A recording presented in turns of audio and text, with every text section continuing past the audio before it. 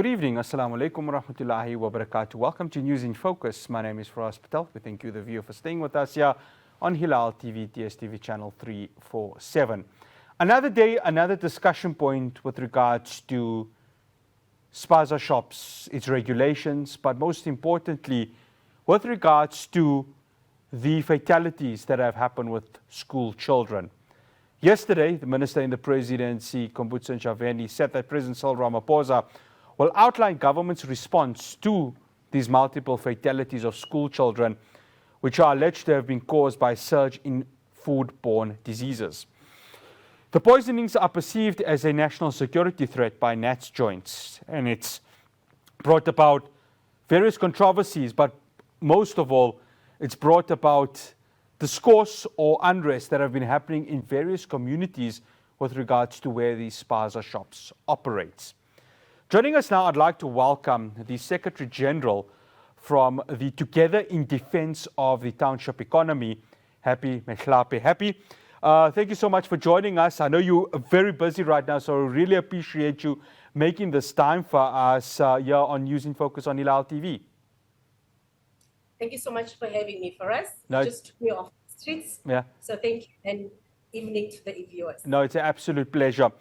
Happy, when we look at the regulations of Spaza shops, these sort of small and medium enterprises, a lot of the discussion comes on with regards to these regulations. And it's easy to point a finger and say, well, there's not really much regulations given the size of these businesses. But over the last few weeks, I mean, both you and I can agree that the focus on it has really become even more sharper than it has ever been before.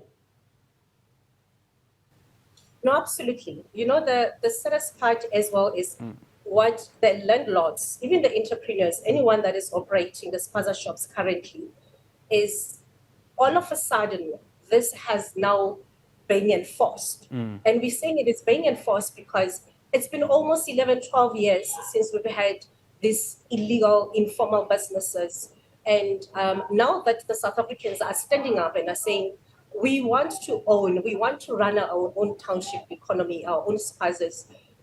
Now all of these regulations are now coming in. We're not saying that we don't want to abide by the laws or by the regulations or by the bylaws, but we're saying, then where are the time frames and why are we not introducing this slowly for people to understand so that we can assist, especially as business associations, that we can help the entrepreneurs, also assist the landlords to slowly drive them in understanding how then they can comply, because this is an overnight thing that all of a sudden it has been done. But yes, there are shops that we have gone through and they do comply. They have the COAs, they are registered. But we need to assist people slowly and not just close them because all of a sudden the shops are being closed. Happy, if I said to be corrected, you are working closely with government, especially NAT joints, in trying to really make this a seamless process, because the history, and a few weeks ago on another show that I do on Hilaal TV called Talking Point, the discussion was just how important is Spaza shops, especially in the townships, and what it contributes towards the economy. Many of them want to have their shops being run the right way. But of course, there are rules and regulations, there are a constitution that governs everyone, there is legislations that come into effect. Is there work being done with government to try and make sure that this process is done in a way that these shops do not get left out in terms of trading in a fair and an applicable manner? Absolutely. So what we have been lucky enough in terms of the township economy, in terms of running with the government, we have invited the government and the Gauteng Department of Economic Development has come on board. We've actually started a drive with them 2 weeks ago called Prioritise Ishishilab. This has been going on, but in terms of this Naledi project pilot that we're doing in Naledi, we've managed to partner with them. We're not only partnering with the government only, as well corporate. We also have Coca-Cola is coming on board. They're assisting us as well in terms of how do they assist in terms of regulations, and how people can apply to getting fridges and all these kind of things. So quite a lot of people are coming on board. We're also working hand in hand with the consumer department, consumer rights.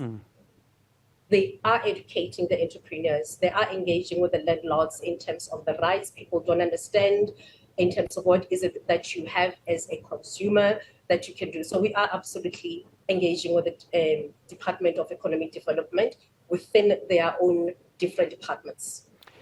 Happy, just a few hours ago, the KZN Premier, Mr. Tam Thuli, spoke quite vividly about foreign-owned shops and their compliance. Now, I want to bring you into this conversation because a lot of the focus has been on the foreign-owned shops, that where the goods were bought, where the children unfortunately had passed on, they were bought from these shops.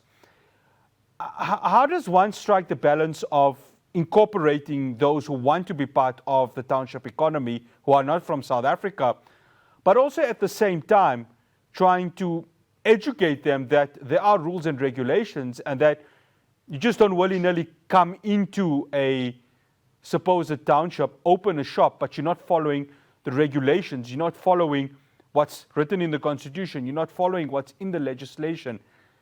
Where does that balance come in from a together in defense of the township economy perspective? This is where we're trying to literally now engage with the government. This is their responsibility. They cannot pass it to any other person.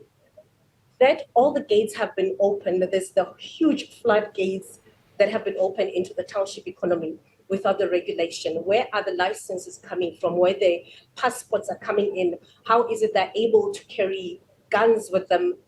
There's a lot that is happening that we still want to understand in those terms. So this is the responsibility of the government, and we're wanting them to explain to us. We want them to tell us when they are saying that people has to invest about 5 million to start any business in the township space. Where is that proof? Where is the proof that they are paying tax? We had their president in the morning that is already putting people together to say them marching against these people that are fighting against the illegal foreigners in this township space.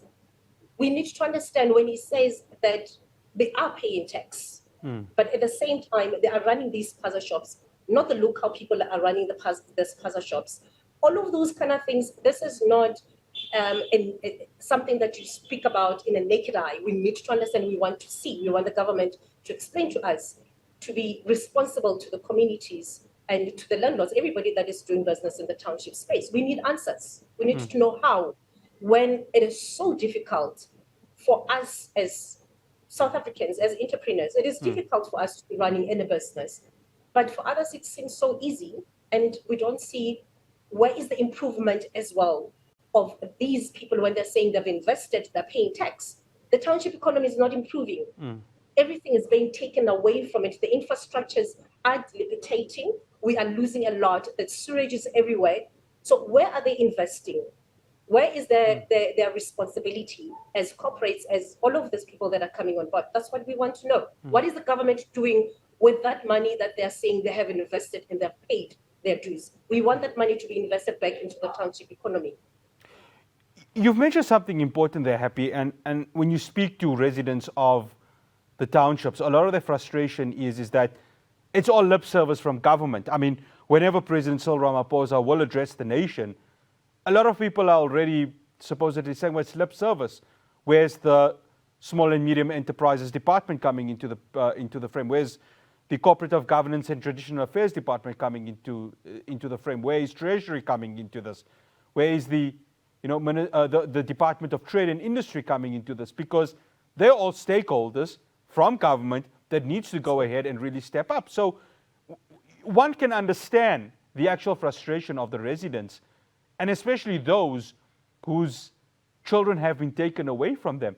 And I'm sure you would speak to that in terms of saying that if the township economy is going to grow, the lip service now needs to turn into action from government's perspective.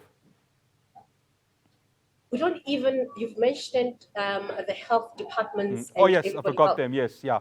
Yes. The important part, it's the safety and security of our people. There are landlords that we've tried to assist where they said, we've got a tenant and we don't want to work with them anymore. But they find themselves binded by agreements that they have made. And mere landlord, what do they know about agreements? But they begin to sign things that they don't understand. Now, on the ground, we are saying to the government, you need to intervene. Safety for these landlords, and as well the legal arm. How do we assist? How do we assist for any of the landlords to get out of these agreements that they don't understand, of people that are illegal in the country, but you are able to give somebody a legal documentation? For us, it doesn't make sense. So all of this, it boils down to all of the different departments within the government that must work together, get their ducks in a row, and then they must come down and give us a solid plan to say, this is how we're going to assist. They are coming into the township space, they're doing the monitoring, all of this compliance. But it is just a smoke screen, nothing to it. There's absolutely nothing tangible that we can say, now this is building us and this is improving and this is what we want to see. Nothing. So the charade must just stop. Happy, thank you so much for joining us. Thank you so much for making the time for us here on News in Focus on Hilaal TV. Much appreciated. Thank you so much for having us. Absolute pleasure. That's Happy Mehlape. She is the Secretary General of Together in Defense of the Township Economy. This discussion is not going to be going away anytime soon. President Ramaphosa, whenever he does address the nation, interesting to see what happens there. But you got to feel it for the parents of those children who have passed on. The parents. I heard it earlier on a radio station. You could hear the emotions, you could hear the sadness with regards to her. This has to come. There has to be some sort of solution with regards to this crisis that is erupting in our country. After the break, I speak to mining analyst Peter Major. There are illegal miners still trapped in Stilfontein. What's government's response?